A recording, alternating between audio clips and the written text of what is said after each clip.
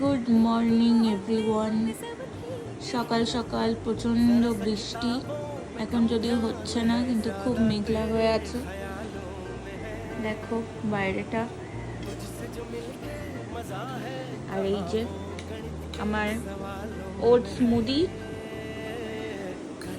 এই যে ইনি বানিয়ে নিয়ে এসেছেন আমার জন্য। আমাদের ডেলি একই খাবার, ওটস অ্যাপেল দিয়ে।